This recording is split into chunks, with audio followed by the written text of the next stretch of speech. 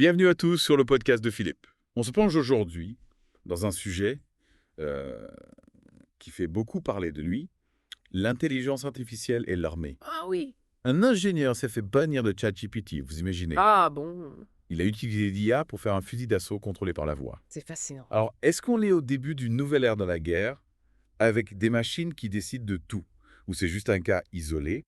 On va décortiquer tout ça ensemble. D'abord, on va parler de ce qui est arrivé à l'ingénieur. Oui. Ensuite, on va regarder ce qu'OpenAI pense de l'utilisation de ChatGPT pour l'armée. D'accord. Et après, on va explorer comment cette technologie pourrait être utilisée dans une guerre. C'est vraiment un sujet intéressant et un peu inquiétant. Oui, c'est vrai. Ce qui est marquant avec cet ingénieur, c'est qu'il montre à quel point une technologie comme ChatGPT, qui était faite au départ pour un usage normal, peut être utilisée pour faire des choses dangereuses. Et le plus fou, c'est que ce n'est pas juste une idée. L'ingénieur a vraiment construit un robot avec un fusil d'assaut. Un robot qui peut tirer et se déplacer en écoutant des ordres. On dirait de la science-fiction. Oui, et ce qui est encore plus troublant, c'est que tout ça arrive juste après qu'OpenAI, la compagnie qui a créé ChatGPT, ait dit qu'ils étaient plus ouverts à l'utilisation de leur IA pour l'armée. Ah oui, avant ils étaient catégoriques.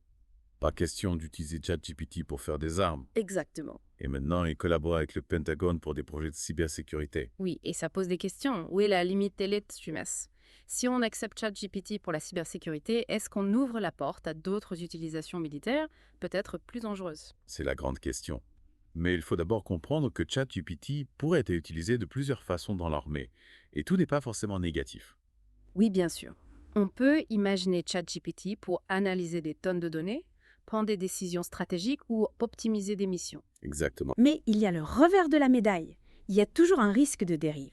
Par exemple, ChatGPT pourrait être utilisé pour faire des virus informatiques super puissants, ou pire encore, pour créer des armes autonomes, des machines qui prennent des décisions de vie ou de mort toutes seules. C'est vrai, et là on touche à une question fondamentale. Jusqu'où on est prêt à aller dans l'automatisation de la guerre? Est-ce qu'on est prêt à laisser des machines décider qui vit et qui meurt, même si ces machines sont intelligentes? C'est un débat important, et l'histoire de cet ingénieur nous force à y réfléchir sérieusement. On ne peut plus ignorer l'impact de l'intelligence artificielle sur l'armée. C'est vrai, il faut mettre en place des règles, des lois internationales, pour contrôler le développement de cette technologie. On ne peut pas laisser n'importe qui créer des armes autonomes comme ça. Surtout que ces technologies pourraient tomber entre de mauvaises mains, des terroristes ou des dictateurs. Imaginez le chaos que ça pourrait créer. Tout à fait.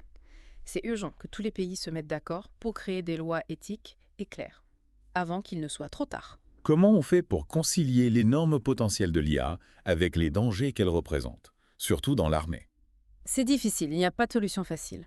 Mais une chose est sûre, on ne peut pas ignorer ce débat. L'avenir de la guerre et peut-être même de l'humanité en dépend. Et pour aller plus loin, on va regarder des exemples concrets d'utilisation de ChatGPT dans l'armée. On va parler de cybersécurité, de drones autonomes et même de la possibilité de créer de fausses informations avec l'IA. Des exemples qui vont vous aider à comprendre les enjeux et à vous faire votre propre opinion sur ce sujet si important.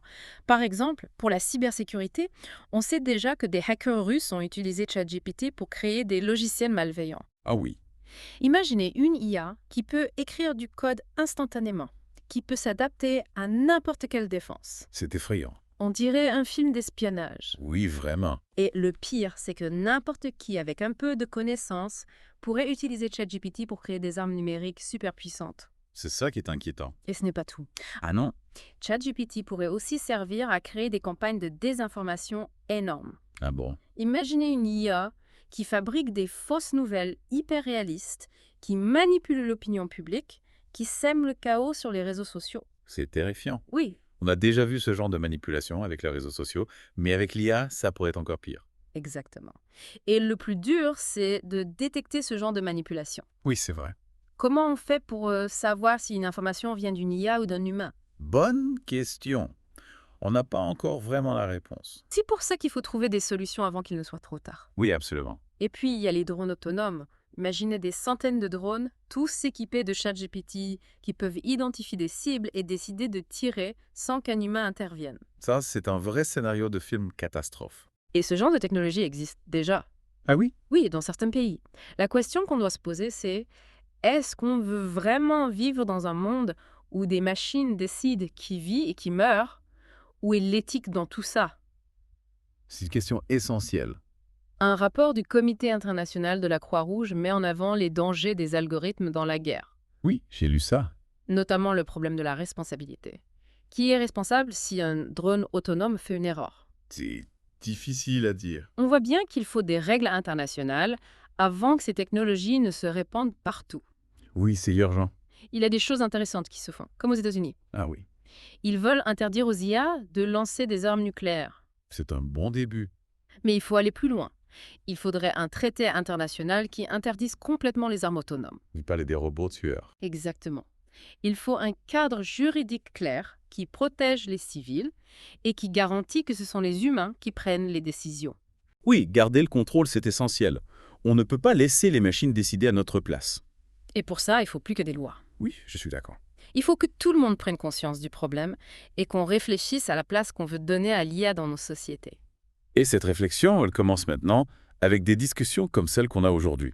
Tout à fait. Plus on est nombreux à être conscients des enjeux, mieux c'est. Revenons à ChatGPT sur le champ de bataille. Oui. Imaginez une IA qui analyse des tonnes d'informations en temps réel, qui repère les mouvements de troupes, qui identifie des cibles. Ça pourrait donner un avantage énorme aux armées. Mais il y a des questions éthiques. Bien sûr. Comment on s'assure que l'IA ne va pas viser des civils par erreur? C'est une question importante. Oui, On va y revenir plus en détail dans la suite de notre discussion. On parlera aussi des efforts de régulation en cours et de ce que l'avenir réserve à l'IA dans l'armée.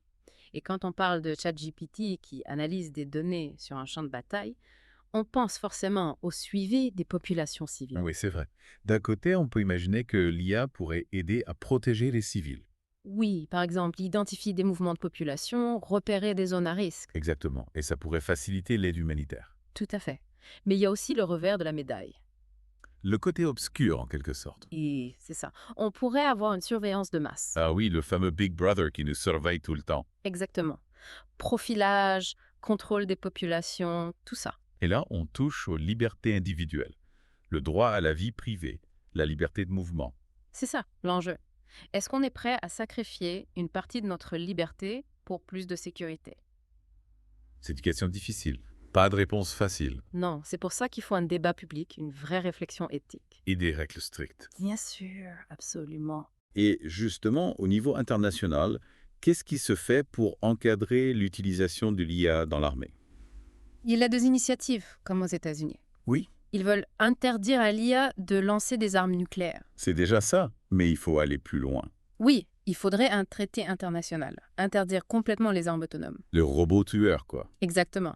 Il faut des limites claires, protéger les civils, garantir que ce sont les humains qui décident. Garder le contrôle, c'est l'essentiel. Oui, et pour ça, il faut plus que des lois. Il faut que tout le monde comprenne les enjeux, qu'on réfléchisse à la place qu'on veut donner à l'IA. On est au début d'une révolution technologique et c'est maintenant qu'il faut agir. Exactement. Merci beaucoup pour toutes ces explications. C'est un sujet vraiment passionnant et un peu inquiétant, il faut le dire. Oui, c'est vrai. Mais c'est important d'en parler, de réfléchir à tout ça. Absolument. Alors, à tous ceux qui nous écoutent, n'oubliez pas de vous abonner à la chaîne YouTube du podcast de Philippe. On se retrouve bientôt pour une nouvelle exploration.